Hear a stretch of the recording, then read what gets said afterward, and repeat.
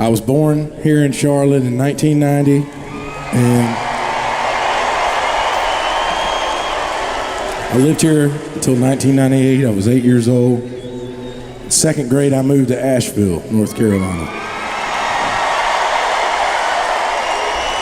And I spent my entire youth, my teenage years there. My parents called it home for 25 years until my sons were born, and they moved to Nashville a year and a half ago. And it is a place that is so near and dear to my heart that it's truly beyond words. And then when I left Asheville, I went to Boone, North Carolina. And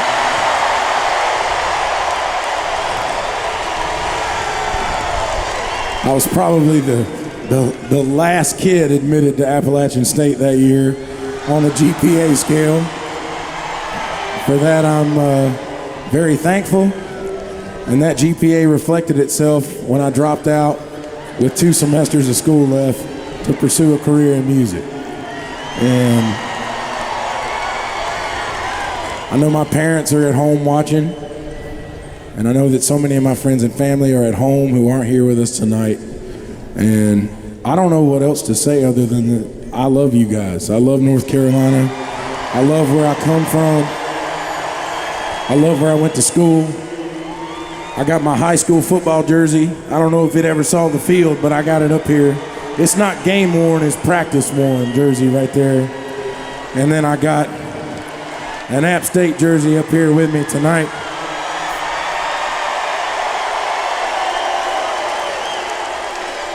We got the North Carolina flag up here on the piano, and I see these videos a lot. And I remembered, came across this video, and 3 weeks before that, I had been scrolling and I came across this song that I kept seeing on all of these videos. I kept seeing it and I kept hearing it, and people were sharing this song and using this song in their videos, and of the cleanup and the recovery and the devastation. And this song really, really spoke to me. And I called my social media manager, Clinton, and I said, hey, do you think we can get in touch with this kid? This is 3 days ago. And he said, yeah, we can probably figure out how to get in touch with him. And couldn't have been 10 minutes later, he calls me and says, hey man, I got this kid on the phone, and he's got a wedding that he's supposed to be going to this weekend. He didn't know that, he had no idea what was going on. I think my social media manager said something about, hey, we wanted to offer you some free tickets to the show. So he reconnected with him, and I got on, and I said, hey man, this is Luke Combs. I have seen your song a bunch, and I've been insanely busy the last 3 weeks, and it slipped my mind, and I'm sorry this is last minute, but would you please come sing your song at the show tonight? And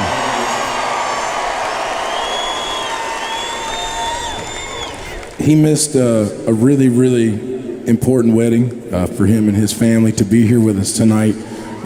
He's a North Carolina boy. His name is Wesco, and I want to welcome him on stage tonight. And he's going to sing a song he wrote for you. And I'm so honored to have him tonight. And I encourage you that if you don't listen to one song tonight, if you only listen to one song tonight, let it be this one. If this moment has impacted you, if this disaster has impacted you, this song is so real and is so good. This man is so talented. We just met yesterday. I listened to him play this at Soundcheck. He blew me away. I'm gonna walk off the stage so he can have his moment. Y'all give it up for Wesco. Take it away, guys.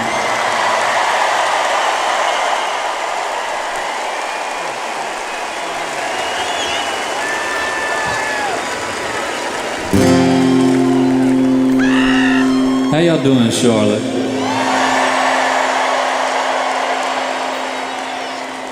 Before I do anything, I just want to thank Luke for bringing a Eastern North Carolina boy out here and putting me on the same stage as a lot of my heroes. It means a lot to me, man. About 3 weeks ago, me and my buddy J.D. Williamson, we got together back home in Duplin County, and we sat down and wrote a song that night. I walk in, he looks at me, he says, "What do you want to write about, Wes?" I say, "Well, there's only one thing we can write about." And before I play this song, what I want y'all to know, this song ain't about a bunch of people 1,000 miles away on a TV screen. This song is about our statesmen in the great state of North Carolina. This song is for the people that live in Swannanoa. It's a song for the people that live in Avery County, in Asheville, in Old Fort. This song is yours. It's called Helene.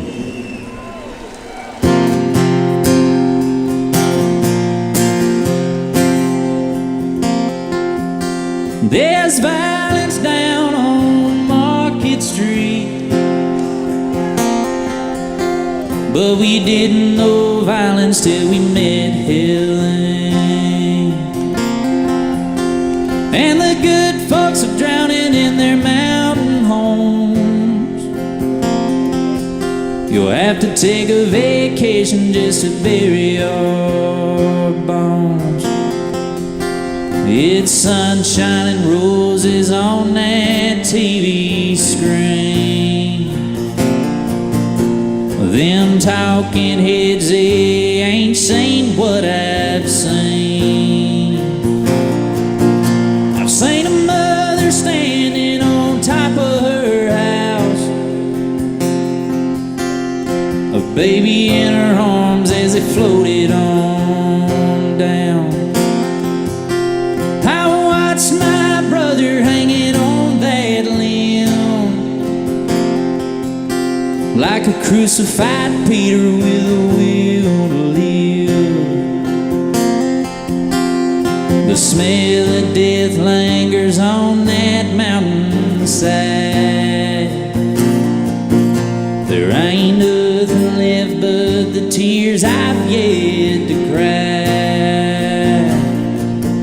You can't call for help when the lines are down and the roads are washed out, headed back to town. So we'll sit here waiting on the coming of the Lord, until we run out of water and we meet him for sure. That hurricane took us by surprise, but when it rains, that river's bound to rise.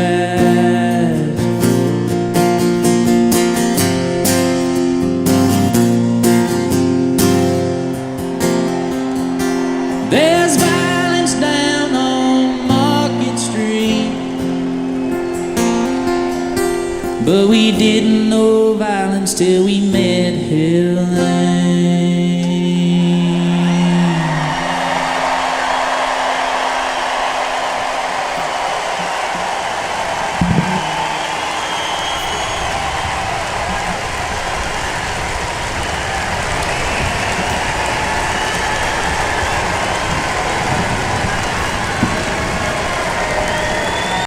Who, when that storm hit, he did not hesitate. He fired up his chopper, he filled it full of supplies, and he flew that thing to the mountains, and he took supplies every day for 2.5 weeks. And his name is Greg Biffle. And Greg and his selfless approach to helping those folks saved so many lives. And I'm proud to call him a friend. Thank you, Greg.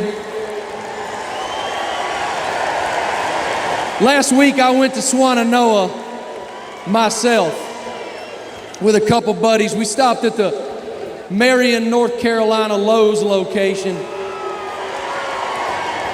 And Regional Vice President Sean Riley and his team, my great friend Julie Yenichek and her team, filled up pickup trucks full of generators and buddy heaters and propane and enough Carhartt clothes to fill this stadium. And they gave it to us. They gave it to us. And we took it over to Swannanoa to those folks who need it. And my buddies that I was there with introduced me to a gentleman named Adam Smith, 17-year Green Beret. Born and raised up there in those mountains. When that storm hit, Adam was down in Texas to deliver a keynote speech to the Texas Rangers Highway Patrol. And that storm, which at the time was headed for Nashville, took a right straight for us. And he told those Texans thank you, and he fired up his pickup truck, and he drove 18 hours to get back here because his little girl was on top of that mountain. He couldn't reach his ex-wife. He couldn't reach his little girl. No comms, just fear, just worry. For 30 hours, he sent text messages. He tried to call, and nothing went through. He prayed they were alive. Upon arrival in North Carolina, Adam arranged private aircraft assistance and flew to the top of that mountain, and there that little girl was. All that hell all around her, and she was dancing and playing in the yard. And as he was telling me this story, my friends, he told me that earlier in his journey, when he left the Green Berets, he'd lost his identity. With no mission, he no longer had purpose in his life. And he tried to take his own life. And by the grace of God, he failed. For years, he told me he wondered why he was spared. And then in that moment, as that helo touched down up there in those mountains and his little girl ran into his arms atop that mountain, with all that hell around them, he knew. From that moment on, Adam knew that help was paramount in Western North Carolina, and every single day in the month since, y'all, every day, he and his team from Savage Freedom's relief operation have saved lives, delivered supplies, and spearheaded relief. Has put 100 first responders tonight in Section 112. Please join me in welcoming those first responders and frontline workers tonight, sitting right over here in the Blue Cross Blue Shield North Carolina Heroes section. Thank you all so much for your selfless service to our communities. You are heroes, and we appreciate you so much every day, but especially in a moment like this. Thank you. The second I saw the images coming out of Western North Carolina, everything in my heart wanted to get in my truck and drive there as soon as I could. And I knew that I physically couldn't make it there. And I wanted to do what I know how to do best. And damn it, this is what I know how to do best.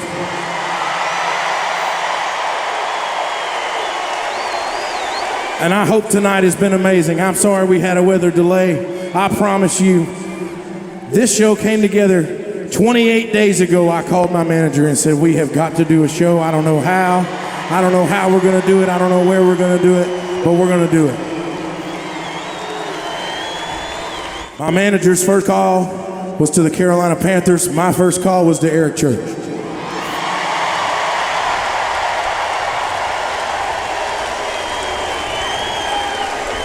The Teppers and the Panthers have been so incredible. They donated this venue tonight for free. They donated the beer you're drinking. They donated the parking. They donated the work. They're paying the tax bill. Every single dollar that is made in this building tonight is going straight up those damn mountains to the people that need it the most.